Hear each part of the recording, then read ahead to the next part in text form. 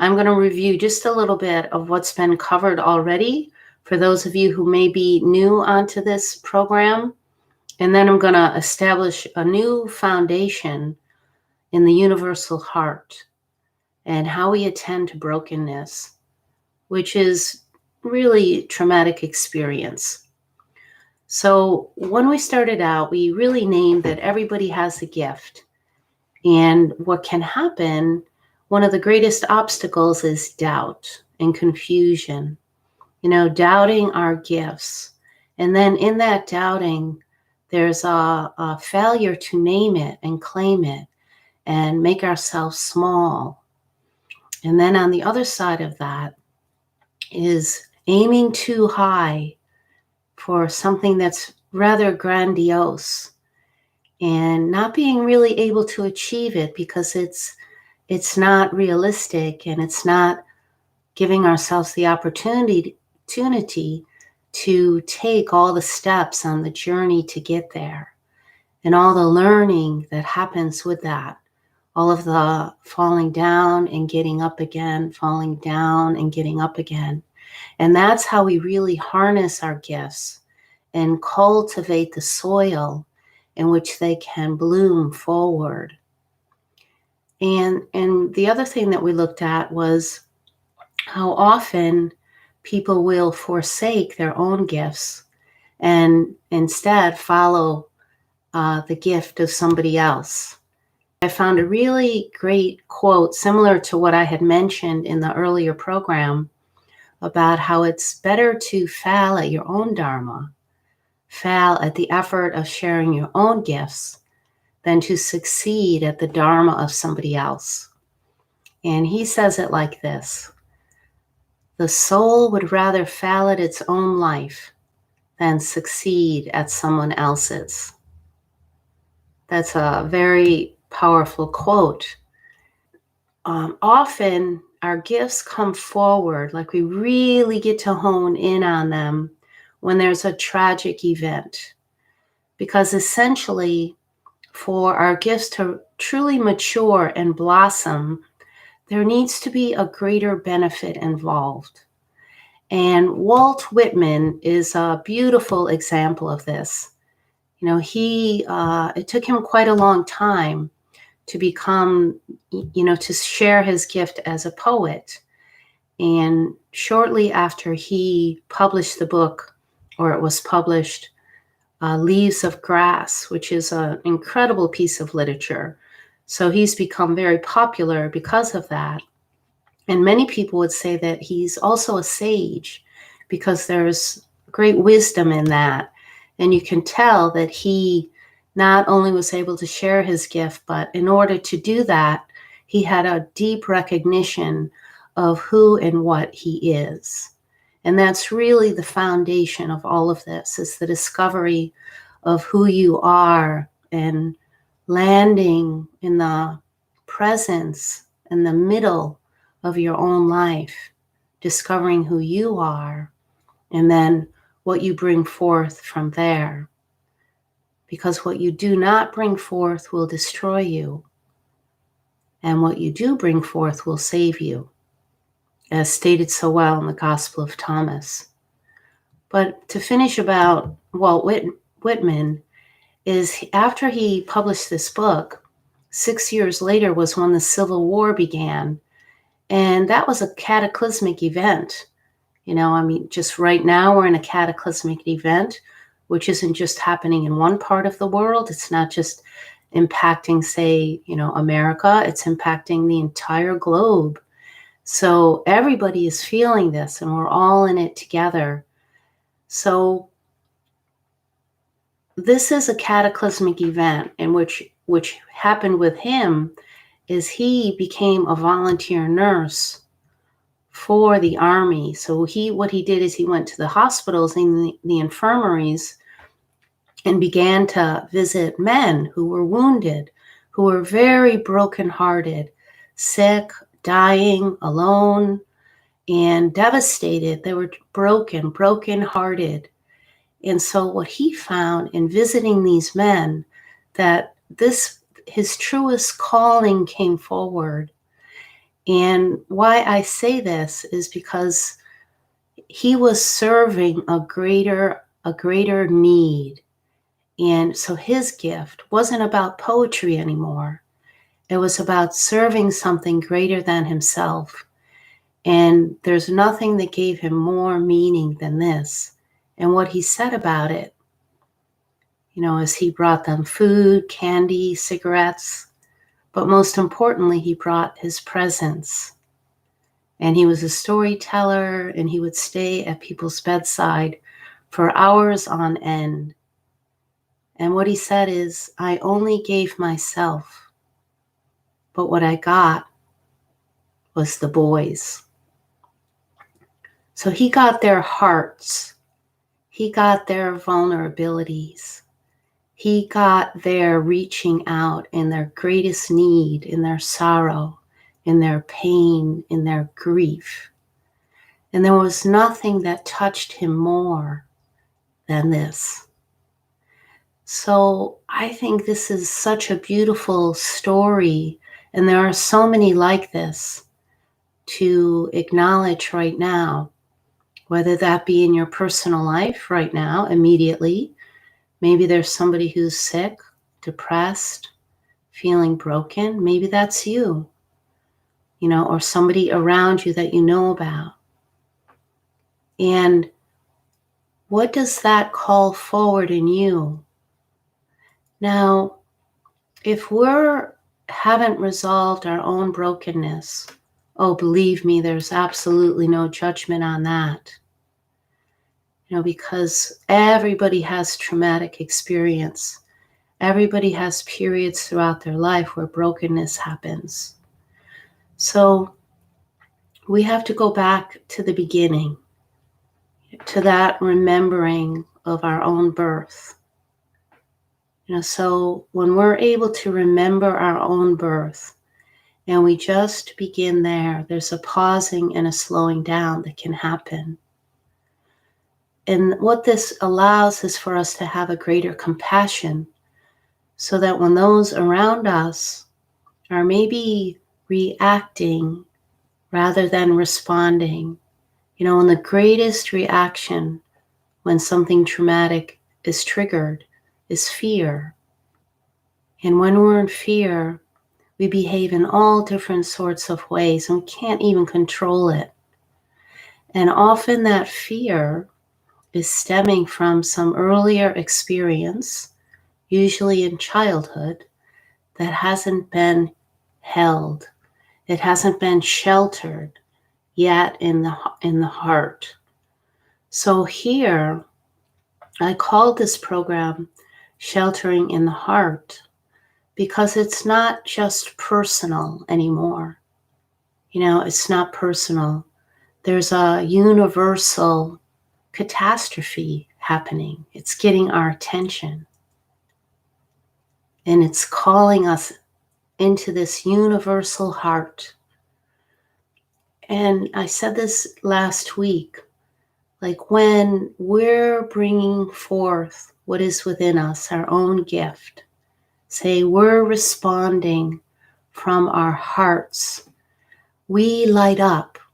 Walt Whitman, he showed up hours on end in this hospital to these devastatingly broken, wounded men, but he was lit up. He was on fire. There's nothing else he would rather do. Because what happens when we light up and bringing forth our gifts, there's a correspondence with the entire universe. It's like our personal soul is lighting up, and that is connected. It's like being on the strand of a fabric of existence.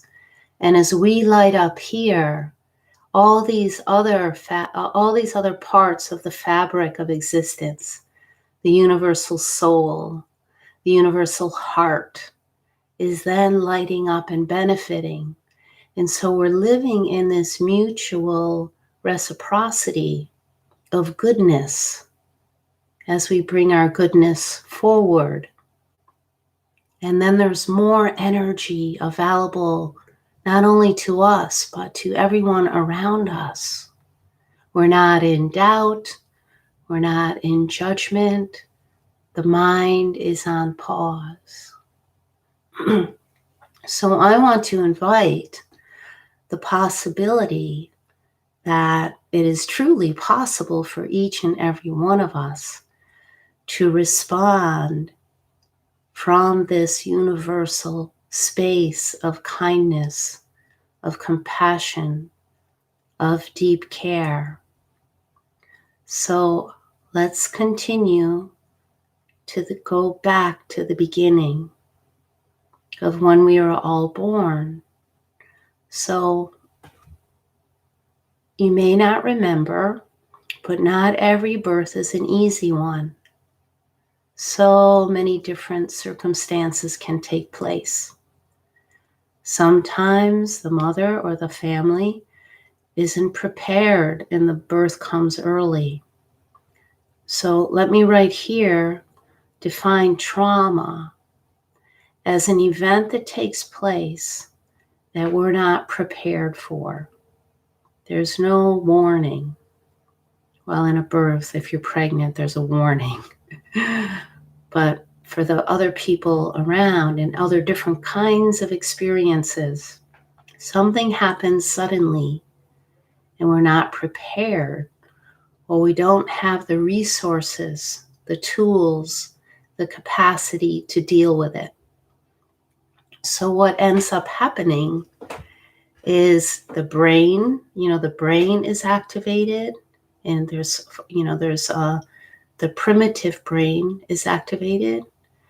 The heart gets a little closed down, and the body responds, like the muscle tone increases. All kinds of things happen. And then this is what happens with a traumatic experience. And it shows us how connected we are at the brain, at the heart, in the body, and in the mind. So here we're at this cataclysmic event and being triggered in a lot of different ways. So how Walt Whitman responded to it was he brought himself forward, his presence. Yes? So the call is to bring forward our presence to these wounded places from early experience. And the only way that we can do this is by taking a moment to pause. It's not the only way. It often is incredibly helpful to be in the presence of another who has a strong presence and can help you to anchor and ground in your body, in your feet, in the base of the body, and just take a nice, long, deep breath. So let's do that together. Just take a breath into your body and notice that even in just breathing, when you notice the breath, that already the system begins to calm. You can feel perhaps a little more energy in your body. And all people that have traumatic experience that is unresolved are sensitive, because when trauma happens and the way that it impacts the nervous system, it also affects our myelin sheath. And this is the protective covering that we have. And I know about this very well from my own daughters. But it's like an extra layer of sheath that is developed when the brain is operating in an environment that feels safe. So there's a sensitivity that we need to honor within ourselves, especially at a time like this. And we can offer ourselves and each other a little more kindness, a little more breath. So if I were with you right now, any one of you, maybe my inclination would be to just check out your feet and to see that they're grounded in the floor. Maybe put a little pressure on your legs so you can do that for yourself, which invites the breath to relax deeper still in the body. So you're creating within yourself a greater heart. And even right here now, we're all connecting in this greater heart, the heart of universal being. And the more that each one of us does this, it's as if an evolution takes place, an evolution from brokenness to original wholeness. So, sensing even now this, however much it is, it doesn't matter. Whatever degree of calm and stillness you feel, there's an activity that I like to call, it's very subtle, but you're familiar with it.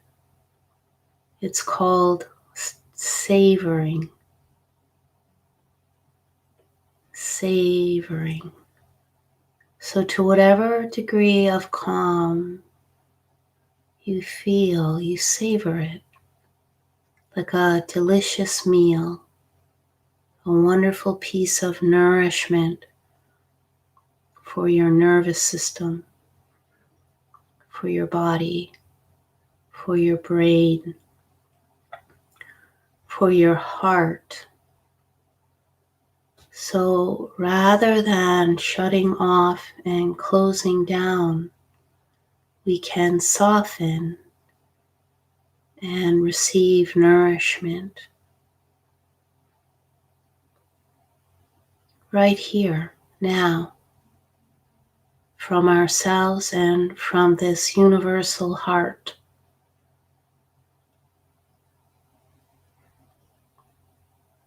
Okay, so continue with that, and I'm going to speak a little bit more to look at my time. So I'm going to share an experience, and this came to me from some questions from the chat last week, where, and I've heard it in emails too, in my own home, where trauma is triggered and the difficulty in being with these parts that feel shut down or want to run and hide, that want to just get out. So I understand, this idea of spiritual bypass, because that's that wounded part that wants to jump out of the system, just like get out of it all and move away. Yeah, so that's one way of looking at spiritual bypass. It's one way of looking at addictive behavior. Let's just numb, let everything go numb. Let's not feel. I understand that very intimately. But how I want to invite you to look at these parts that feel wounded or broken or disconnected or afraid, it's like, consider this baby, whatever age it was. You may not remember, and maybe you're one of those fortunate people that didn't have early trauma. But let yourself, and I'm here with you, and we'll come out of it, but remember, a time of not being held when you needed to be held. Now look at yourself right now, that young place in you. It's almost as an opportunity to reparent that part. Now, how do you treat that part? From this universal heart that's open and nourished, here now, how do you respond? So I'm remembering the experience of my daughters that were born at 1 pound each, and they were not ready to be born. They were born 3 months early. They did not have the myelin sheath they needed. Their brains weren't developed. Their hearts and lungs weren't developed. They were not ready to be born. So they were very broken in a sense. They had all of the normal features that we have as a baby, but they were in the neonatal intensive care unit, hooked up to all kinds of machines and devices just to continue to live. In fact, my one twin was, they lost her twice, and she was in a semi-coma for 6 months. So I really know what it's like to hold traumatic experience. So I want you to consider the parts of you that are difficult to hold. As a traumatized child, that has no resource of their own to contain themselves. So would you push that part of yourself away and say, no, I'm too busy, I can't do this right now? I don't think so. I think you'd say, oh, yes, of course, my little one. And you hold that part inside of yourself. So you hold and you rock and you soothe that part that may be feeling a little shut down, maybe feeling depressed, worried, in doubt, all the different ways that fear shows up. And you let that part come close into your presence, into your heart, in the very same way that Walt Whitman entered all of these different hospitals and infirmaries.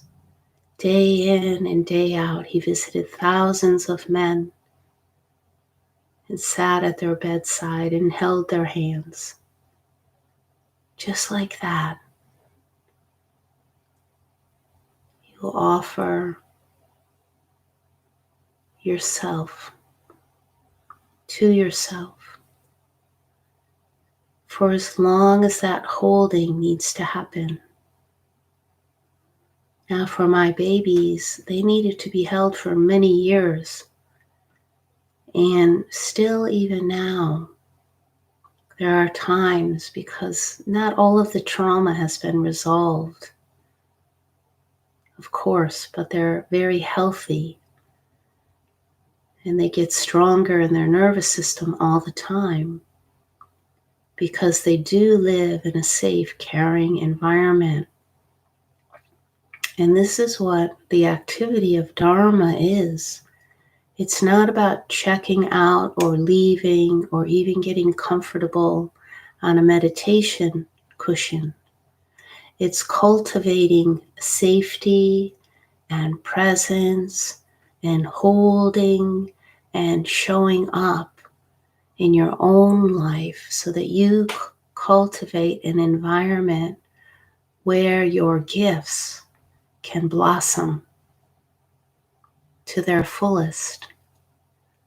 And then we see, as our gifts blossom, that it's not really personal. For them to reach their greatest maturity, there's a greater benefit involved. It's that benefit of when you light up and your eyes are shining and your heart is soft and your listening is open and you're receiving and giving, then your light is impacting all the different gems and jewels on the fabric of existence. And we're influencing a collective wholeness, a blossoming forth of our gifts for each other, ourselves, and our great Mother Earth. So it's very similar to tending to a garden. We pull out the weeds. That's what doesn't serve, which doesn't cultivate good vegetables, strong trees, juicy tomatoes. So we pull out all the weeds and we till the soil. We mix in amendments and compost. So we mix in good company. We mix in healthy food. We mix in time to sit and pause. We mix in maybe yoga and movement and time in nature. These are the amendments that cultivate our soil, because, the soil in the garden is our body, and our body is a temple. It's the place that holds our hearts and is connected to the heart of the universe. So the more that we cultivate our soil, the more abundant our harvest will be, more bountiful. And there's an old story in one of the Gospels. I can't remember which one, but I love it. And it, during this time, I remembered it again, where there was a time when Christ, was there to feed the multitude. And his disciples said to him, but you only have 2 fish and 2 loaves. And look at all these people. How can we feed them all? And Jesus had no doubt.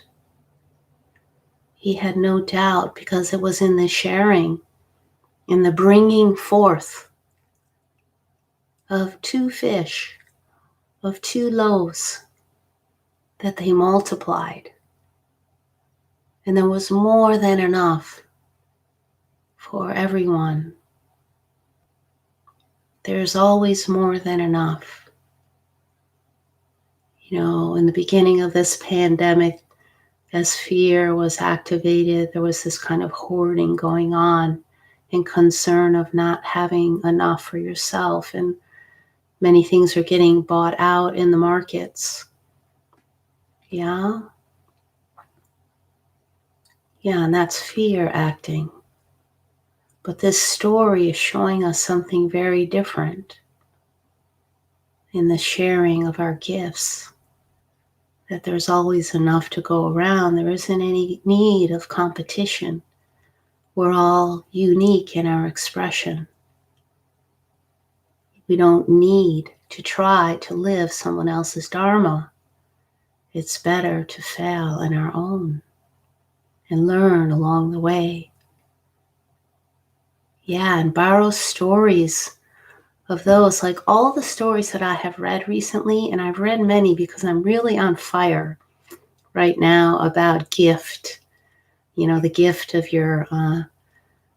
your gift, your medicine, what it is you've come here, the true calling of you, finding it and living it. So I've been reading these really juicy books, and what I'm finding is that the people who had the most adversary encounters and the most tragedy, or were the most perhaps traumatized or challenged in a number of different ways, that they never gave up, and that they really came into this place of empowerment and sharing and benefiting not only themselves, but benefiting so many people in a really beautiful way, living a life that feels very satisfying. So I'm going to take a look over here at this is the first time I made notes for myself, and I probably spoke about something completely different. But I want to, yeah. I want to say something else about, some people will say, I've been working on myself. I've been in therapy for years and years. And, isn't it enough already? Why do I always come back to this place of feeling stuck or whatever it is? And I have another good quote here, again from David White. And he says, "Some things cannot be spoken or discovered until we have been stuck, incapacitated, or blown off course for a while. Plain sailing is pleasant, but you're not going to explore many unknown realms that way." I'm going to read that again. Some things cannot be spoken or discovered until we have been stuck, incapacitated, or blown off course for a while. Plain sailing is pleasant, but you are not going to explore many unknown realms that way. Isn't that great? Yeah, so we keep coming back. Like every time that we feel a sense of stuck, it's like another layer is being uncovered. It just means there's more discovery waiting. There's more for us to see. There's more to be peeled back, because we have to remember that we all have a unique gift to share. We are a gift. And how did it get, we don't need to understand the how, but to be able to listen to what needs to heal. What are the broken places, the wounded places, so that we can attend to those, that we can shelter them in the great heart of presence, of universal love, of the universal soul, and hold for as long as is needed. So we get that, we savor and receive a piece of nourishment so that we can then take the next step, whatever that step is. Then the way informs the way, moment by moment. We may go off course. That's all right. We listen. We let some more healing happen. We let more presence come forth, more holding, and then we're up again. So one piece to share about that is we know when we're ready to take the next step, and not a moment before. And I'll tell you how I know this. I know this many ways in my own experience, but I think this is important to understand. Now, when my babies were born, I had a toddler, with me all the time, and she had always been with me. So she had very healthy attachment. I know some people don't have this. I was 39 when my twins were born.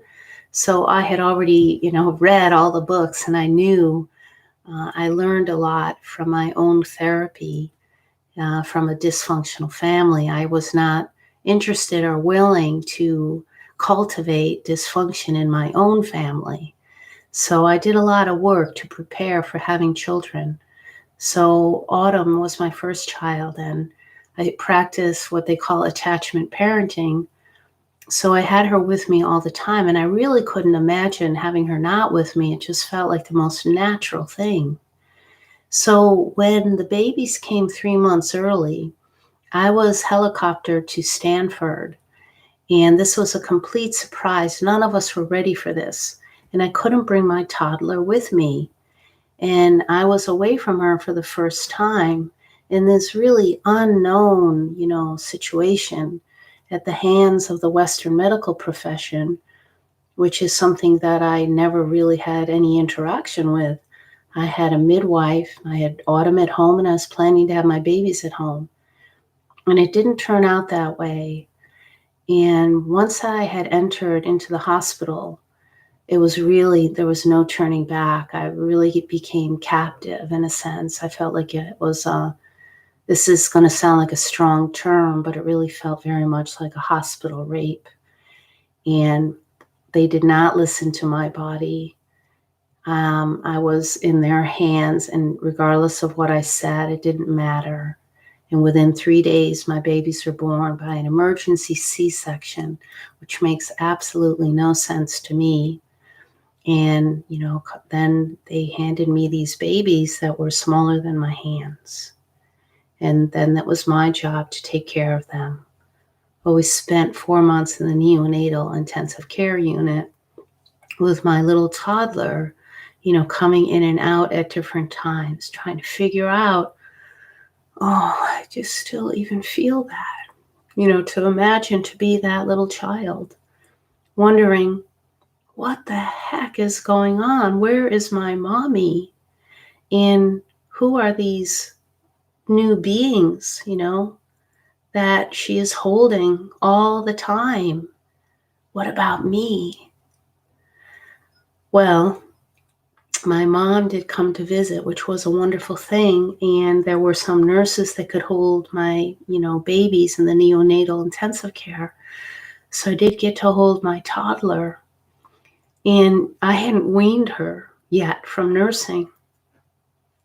So she developed a stutter. Her nervous system was so challenged.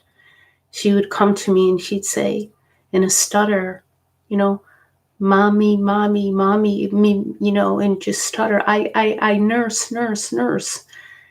And it just was like she couldn't even get it out, but she had enough of a sense of what she needed. Oh, and when I heard that, it broke my heart. And I just was like, of course you can, nurse. So I brought her in and let her start nursing again. She had gone a week at least. And so I let her nurse, and, she nursed like a trooper. They all did, except Libby had a hard time nursing, but I was nursing 3 babies at one time. Talk about holding in the heart. But I couldn't imagine ever doing anything different. And it was such a big time. And I still feel this. So this is what gets activated for me when, we're at this cataclysmic change and we have to listen. We have to listen for what is the deeper resolution to all that's happening. What is the deeper resolution? How do we come to a response? How do we not react out of fear? This is critical for each and every one of us right now. So Autumn nursed for maybe about 6 months, and quite a bit. And I enjoyed it like you would not believe that I could respond to that. But then one day, like Abby was in the hospital longer than Libby. And Abby had come home one day, and I thought, how am I going to continue with this with all 3? But it was so interesting that day that Abby came home, Autumn nursed for a very long time in the morning. I'll never forget it. And then she kind of puckered off, and she had a little bit of milk dripping off the side of her face. And she said, "Mommy, I'm all done."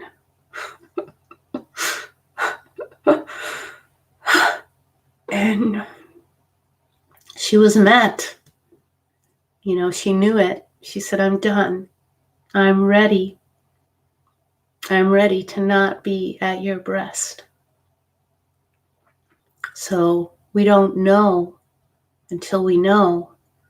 And when we know, we truly know. So we have this instinctual awareness within each and every one of us that is in alignment with our hearts, with our brains, with our nervous system, with our body. Like, we know when we're ready. We know when we're ready for the next step.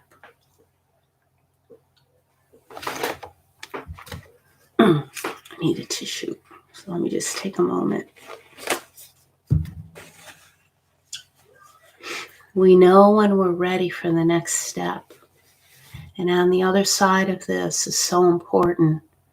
We also know when we've had enough. When, that healthy boundary kicks in, that comes from healthy attachment, cultivating rich soils inside of ourselves. We know when it's time to say, stop. No, I've had enough. And then it's time to retreat into ourselves, or to get support, to get resourced in whatever way we know, to go into our medicine kit, whatever that is, our toolkit, our resource, our medicine, and let ourselves be held in a greater heart so we can come back in the playing field. Because right now, brothers and sisters, we're in a big game.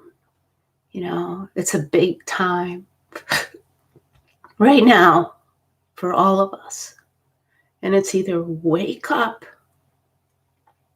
get strong in yourself, get resourced, and say, okay, it's enough. It's time to listen. It's time to show up. It's time to respond from a deeper place of care and kindness. And that doesn't mean it's going to be pretty. It might be messy and it might look ugly for a little bit.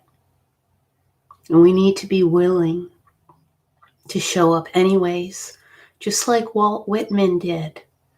He gave up his poetry. He was like, there's something much more important going on than my poetry.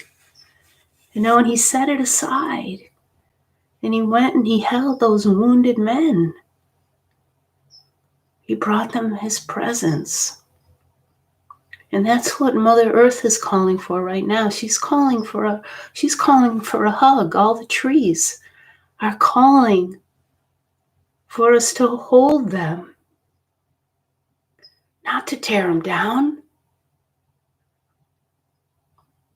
I saw this picture in a newsletter the other day, of the roots of trees and how connected we are. It's a picture of our lungs.